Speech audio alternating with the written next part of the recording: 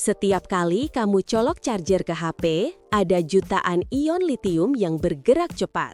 Dari anoda ke katoda, dari katoda ke anoda. Tapi apa sebenarnya yang terjadi di dalam baterai?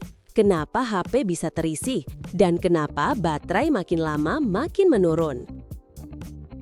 Kebanyakan dari kita hanya melihat angka 5000 mAh, 67 Watt, 120 Watt. Tapi sedikit yang benar-benar paham bagaimana proses kimia di dalam baterai bekerja.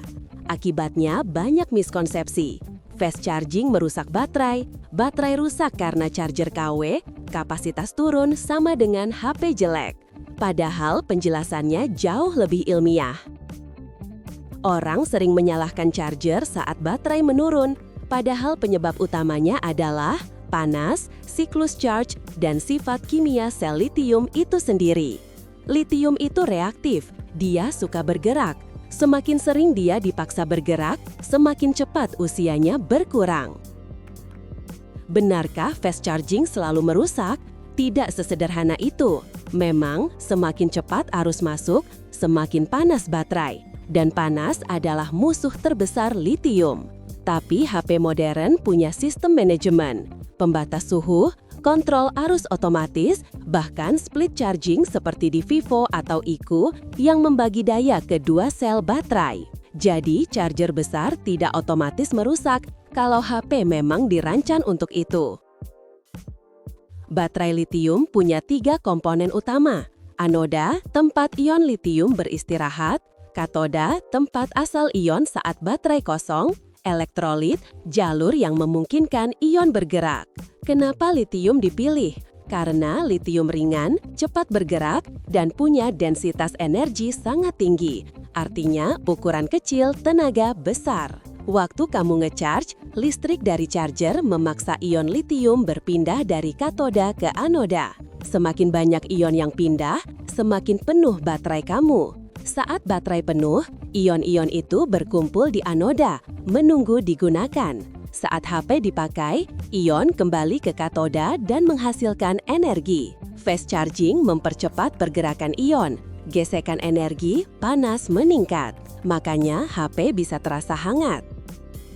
Setiap kali kamu menghabiskan 0% sampai 100%, itu terhitung satu siklus. Meskipun dilakukan beberapa kali, rata-rata baterai litium bertahan 300 sampai 800 siklus sebelum kapasitasnya menurun. Karena setelah ratusan kali, ion bolak-balik, struktur internalnya mulai melemah. HP zaman sekarang jauh lebih pintar. Smart charging memperlambat pengisian di 80 sampai 100%. Thermal control mengurangi daya saat terlalu panas. Split charging membagi pengisian ke dua sel sehingga panas lebih rendah. Jadi, keamanan baterai jauh lebih terjaga. Kalau kamu ingin baterai lebih awet, lakukan ini. 1. Hindari panas berlebihan. 2. Charge di kisaran 20–80%. 3. Lepas casing saat fast charging. 4. Gunakan charger original atau yang bersertifikasi. Fast charging bukan soal merusak atau tidak, tapi soal desain baterai. 33 Watt paling adem, cocok untuk umur panjang.